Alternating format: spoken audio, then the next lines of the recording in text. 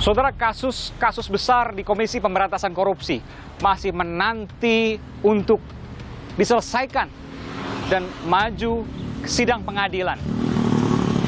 Di antaranya adalah kasus Harun Masiku yang terjadi pada awal tahun ini, Januari 2020, dan sampai saat ini belum tampak buronan Harun Masiku meski sudah pernah tertangkap kamera di bandara.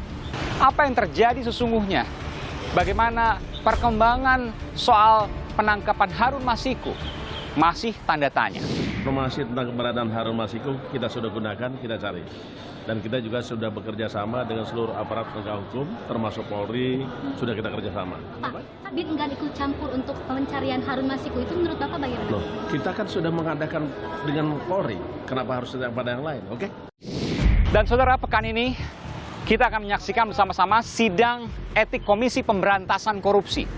Sidang etik ini diantaranya adalah menyidangkan terperiksa Ketua Wadah Pegawai KPK Yudi Purnomo dan juga Ketua Komisi Pemberantasan Korupsi Komisaris Jenderal Polisi Firly Bahuri.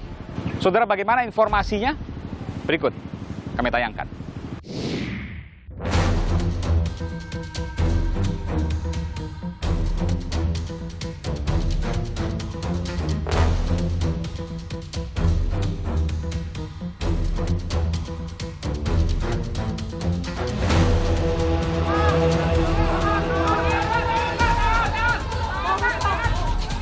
Kami mempunyai kewenangan koordinasi, supervisi.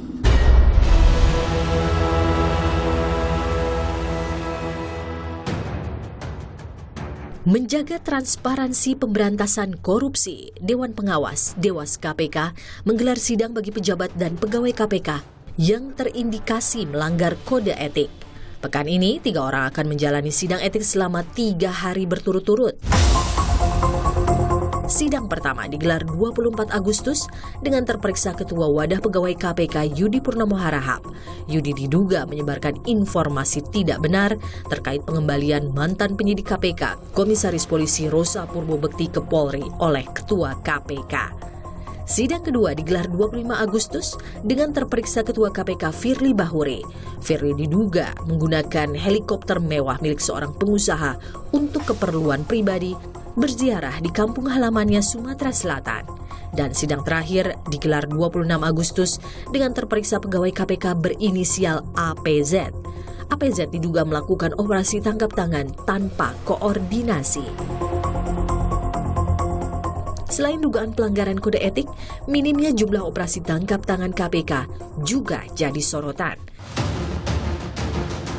Di semester pertama tahun ini, KPK hanya melakukan 2 operasi tangkap tangan OTT, yakni kepada mantan komisioner KPU Wahyu Setiawan serta Bupati Kutai Timur Ismu Nandar. Sebagai catatan, hasil OTT tahun ini jauh lebih kecil dibandingkan tahun sebelumnya. Di 6 bulan pertama tahun 2019, KPK menggelar operasi tangkap tangan sebanyak 8 kali. KPK di tahun 2019 bahkan sempat mencetak hat-trick dengan melakukan OTT selama 3 hari berturut-turut. Wali Kota Medan, Zulmi Eldin, salah satu yang terciduk saat itu. Kemudian pada 6 bulan pertama tahun 2018, sebanyak 14 OTT dilayangkan KPK. Kepala daerah, penegak hukum, anggota dewan, pejabat pajak, hingga kepala lapas diringkus. Inilah OTT terbanyak sepanjang sejarah KPK berdiri sejak 2002. Ada apa dengan KPK? Aiman mengulasnya. Dari Undang-Undang KPK yang baru, ada peralihan. KPK yang tadinya independen sekarang menjadi aparatur sipil negara, ASN, pegawai ASN. Mudah dong Pak, kalau seandainya vokal dikit, kalau seandainya bandel dikit, walaupun tidak terungkap di media, pindahin aja ke departemen misalnya, ke kementerian misalnya, ke lembaga-lembaga negara. Itukah menjadi kekhawatiran bahwa sebelumnya independen, sekarang menjadi aparatur sipil negara? Memang ada yang terakhir sudah lahir PP 41 2020 tentang pengalih statusan pegawai KPK gitu. Nah, kita kembali kepada Undang-Undang 19 2019. Di situ memang ada semacam penegasan bahwa Komisi Pemberantasan Korupsi itu ada pada ranah eksekutif, tetapi bentuk penghargaan independensi masih diberikan. Tetapi tetap katanya independen, bebas dari pengaruh kekuasaan manapun.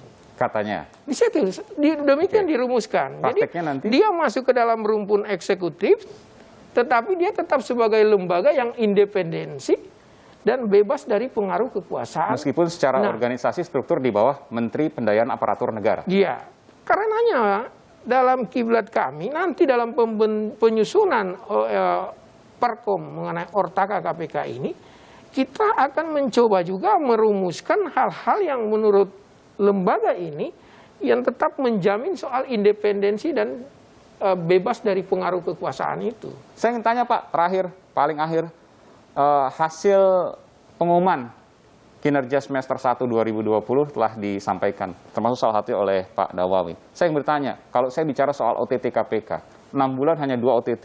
Saya bandingkan dengan tahun-tahun sebelumnya di tahun 2019 dan di tahun 2018. Tahun 2018 ada 13 OTT, 2019 7 OTT. Kecil sekali Pak kinerja KPK pada periode ini.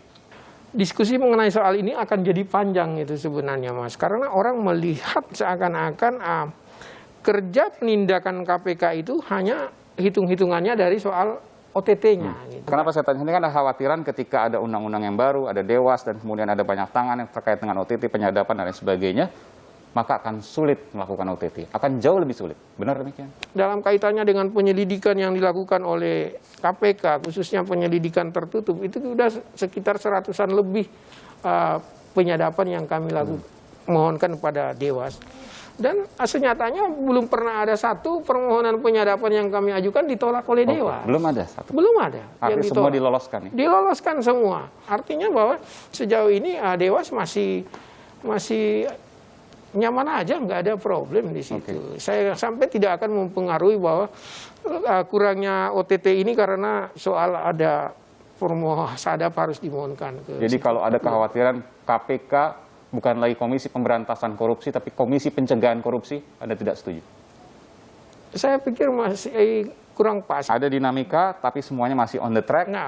Dan tentu kita, publik, kita semua menunggu kinerja KPK yang ditunggu banyak pihak sesuai dengan keadilan dan hati nurani. Tentu itu yang menjadi harapan publik, Pak.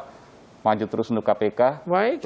Terima kasih Pak Nawawi Pomolango, pimpinan Komisi Pemberantasan Korupsi periode 2019-2023. Kami terus menunggu kinerja KPK yang kinclong, Pak. Terima kasih. Iya.